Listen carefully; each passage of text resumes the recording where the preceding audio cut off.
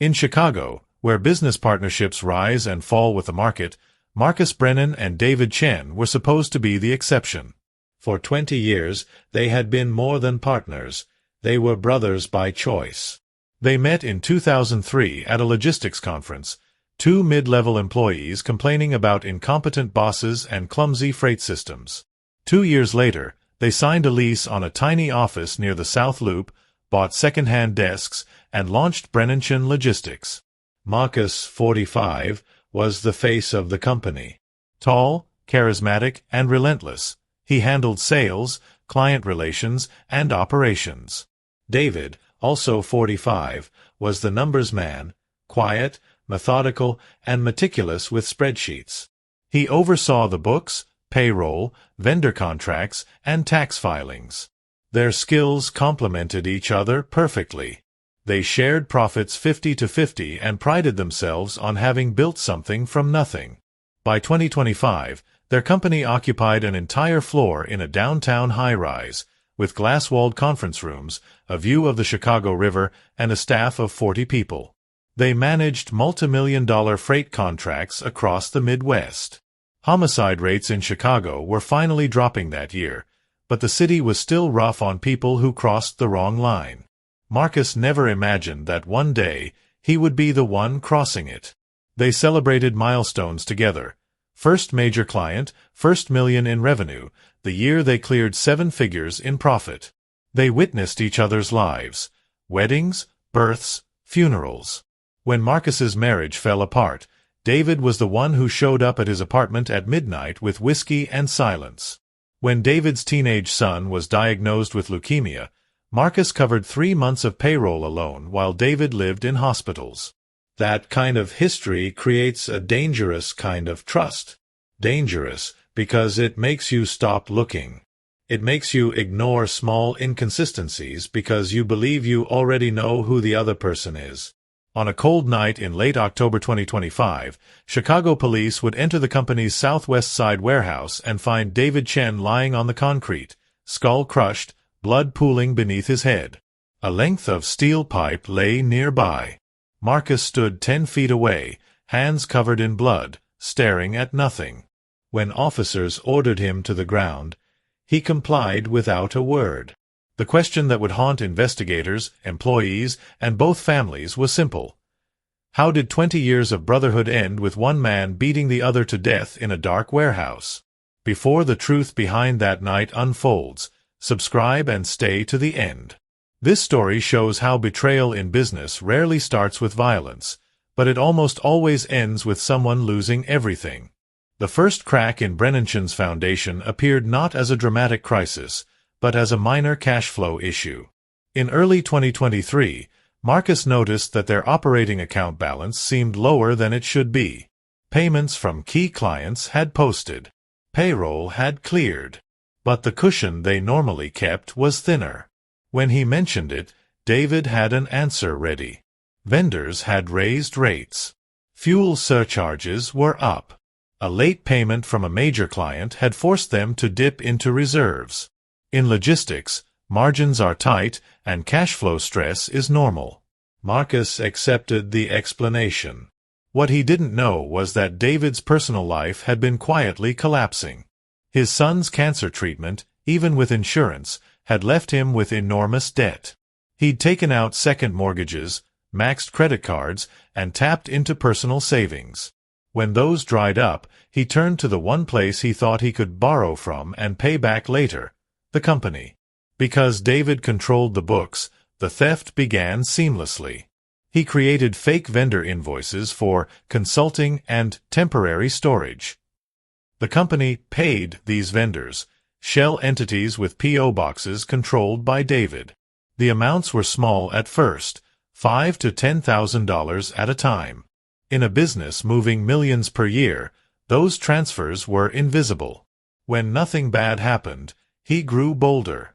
He adjusted legitimate vendor payments, underpaying them slightly and pocketing the difference.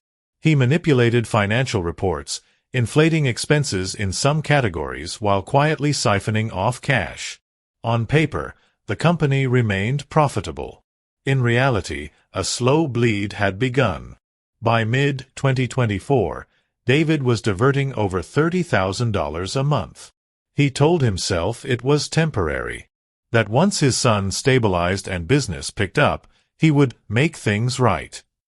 But debt has gravity. The more he stole, the harder it became to stop. He took just enough to stay ahead of creditors, always promising himself that next quarter he'd reverse the damage. Meanwhile, Marcus was focused on growth. Chicago's freight market was evolving. Crime statistics were slowly improving, business confidence was rising, and new distribution centers were opening in the suburbs. Marcus chased bigger contracts, invested in software upgrades, and hired additional staff. If he noticed tighter cash, he accepted David's explanations. The first real red flag came from outside. In early 2025, their longtime accountant retired, and his replacement, a younger, more skeptical CPA, asked questions. Why were there so many miscellaneous consulting expenses? Why did payments to certain vendors not match contract terms? Why were retained earnings shrinking despite steady revenue? Marcus brought those questions to David. Once again, David had answers. He blamed the old accountant's categorization habits, claimed that software updates had changed how expenses posted, and promised to clean up the classifications before the next quarter. Marcus wanted to believe him. This was his best friend of 20 years. Doubting David felt like doubting himself. That desire to believe would nearly destroy him. If you've ever trusted a partner, friend, or family member with your money, keep watching. The signs of financial betrayal are rarely loud. Most of the time, they look exactly like normal business problems. The turning point came when a major client, a national retailer, requested a routine third-party audit as a condition to expand their contract. They wanted to ensure Brennansen's financial stability before entrusting them with additional volume. Marcus saw it as an opportunity. More volume meant more revenue, more prestige, more growth. David saw it as a threat. The audit firm requested full access to financial records, bank statements, vendor contracts, invoices, payroll records, and tax filings for the past 3 years. Marcus agreed immediately. David hesitated, suggesting they push the review to next quarter, claiming they were too busy operationally. Marcus overruled him. They needed this deal. In preparation, Marcus decided, for the first time in years, to sit down with raw bank statements himself. One evening, after everyone left the office, he logged into their corporate accounts. David had always handled the details. Marcus told himself he was just getting familiar before the auditors arrived. Within an hour, he knew something was wrong. Transfers to unfamiliar entities. Repeated payments just under thresholds that would trigger additional approvals. Vendors listed in the ledger with no corresponding contracts in their files. It wasn't obvious embezzlement, but it wasn't clean either. The next morning, Marcus confronted David, not with accusations, but with concern. He asked about a specific $18,500 transfer to Midwest Consulting Group and a $9,200 payment to LC Storage Solutions. David's reaction was a fraction too slow. Then he launched into an explanation about temporary subcontractors and short-term warehousing. Marcus didn't fully buy it. For the first time in 20 years, he felt distance between David's words and his instincts. Over the following week, Marcus quietly pulled more records. He requested bank statements directly from their bank, bypassing internal exports that David could manipulate. He scheduled a private meeting with the new accountant. Together, they traced transactions across 2 years. A pattern emerged, a cluster of shell companies receiving regular payments, each tied back, through incorporation papers, mailing addresses, or contact information, to variations of David's personal data. Different P.O. boxes. Alternate email addresses. A burner phone number. It was no longer ambiguous. This was theft. Marcus didn't explode. He didn't call the police. Instead, the discovery dropped him into a cold, focused silence. 20 years of memories rushed through his head, now tinted with doubt. Every late-night meeting David claimed he had. Every shortfall he blamed on vendors. Every time he'd insisted they didn't have enough cash to give employees bonuses. David had not just stolen money. He had stolen years of Marcus's life. If you're still watching, hit like now. What Marcus does next is where most people think they know the answer, and most of them are wrong. Marcus decided to test him. He scheduled a meeting with David in their glass-walled conference room and told him, calmly, that the auditors would have full access to everything. He watched David's face as he said it. David went pale for half a second, then recovered. He told Marcus it was fine, that everything was in order. He smiled. He suggested they celebrate landing the expanded contract in advance. That smile was the last piece Marcus needed. It wasn't just theft. It was betrayal with confidence.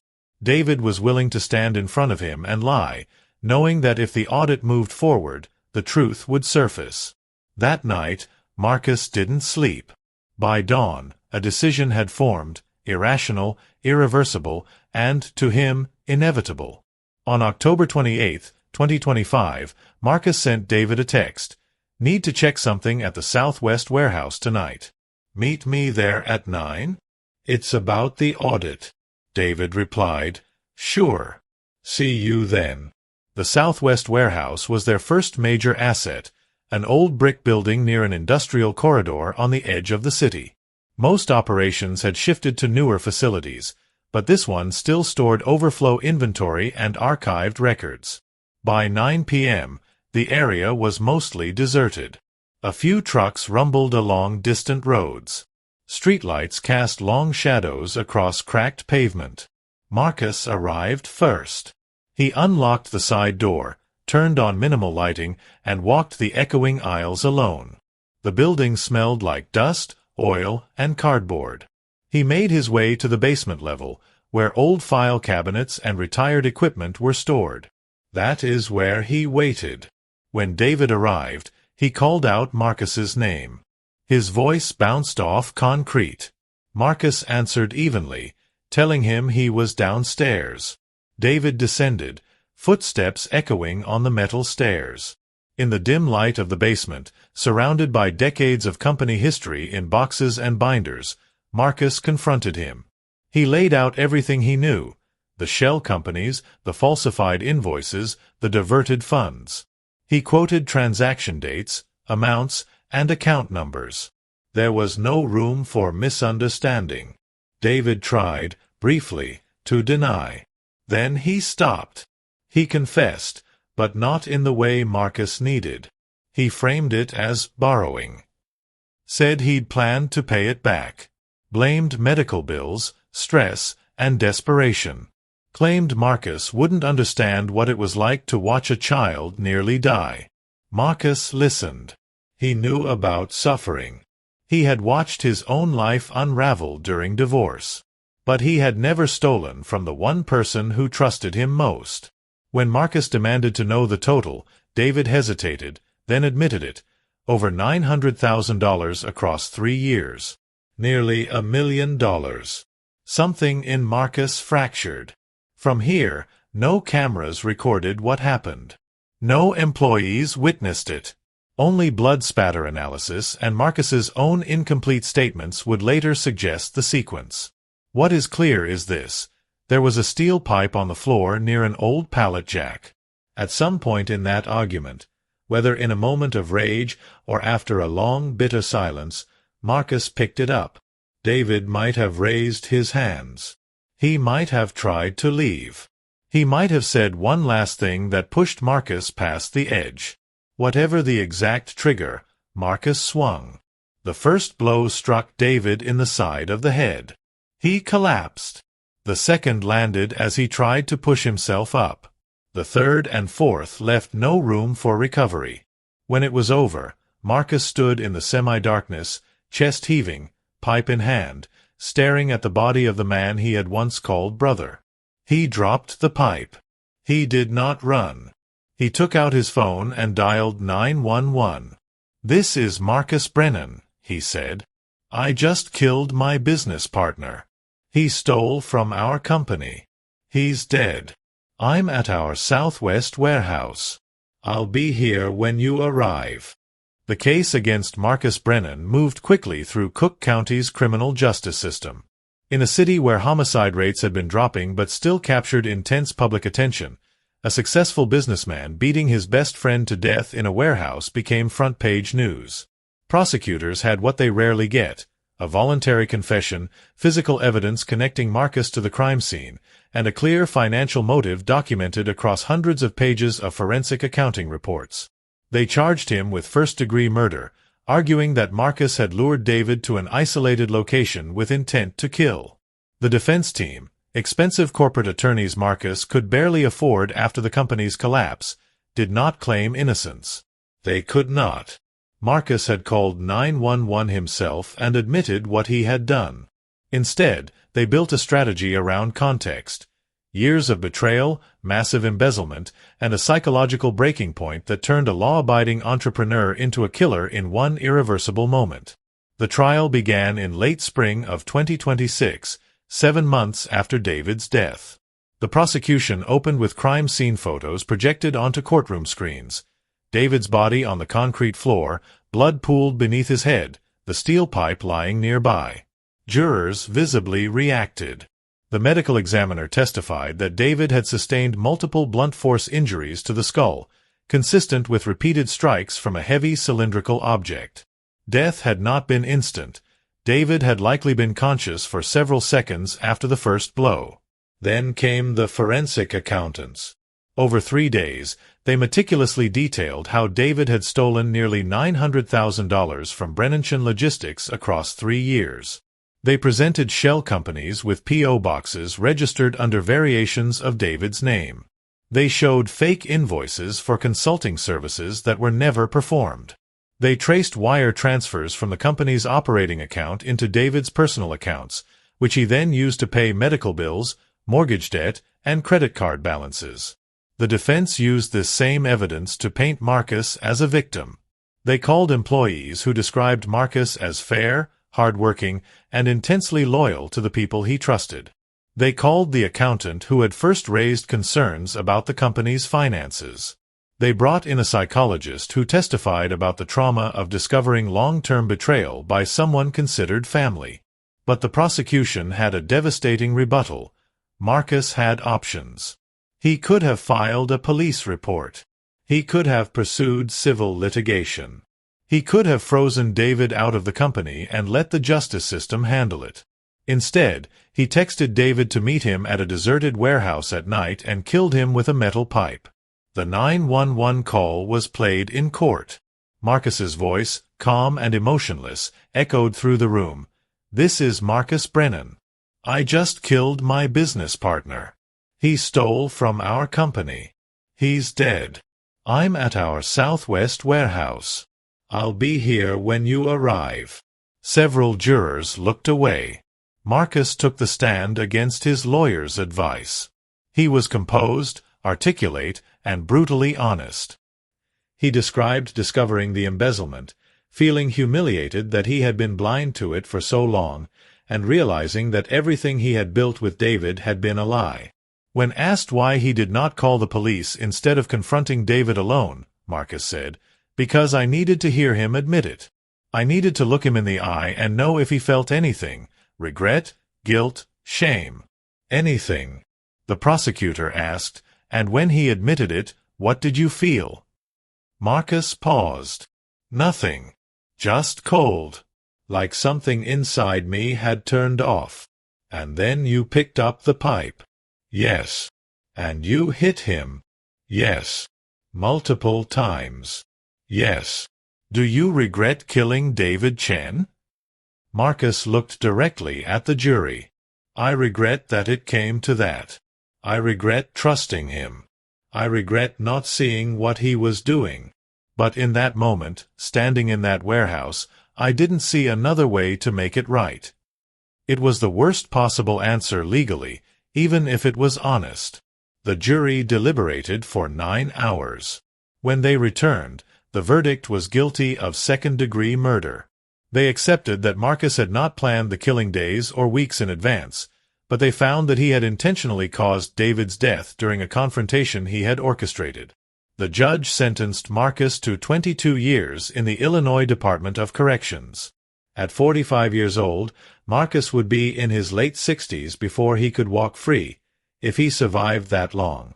As bailiffs led him out of the courtroom in handcuffs, Marcus glanced once toward the gallery. David's widow sat on one side, expressionless. Marcus's ex-wife and teenage daughter sat on the other, both crying. Neither family looked at the other. If you've stayed this long, drop a comment. Do you see Marcus as a murderer, a victim of betrayal, or both? The final chapter shows what happens to everyone left behind after trust dies and justice is served. Brennan-Chen Logistics did not survive the scandal. Within days of Marcus's arrest, clients began canceling contracts. No one wanted to do business with a company whose co-founders had been embezzling and murdering each other.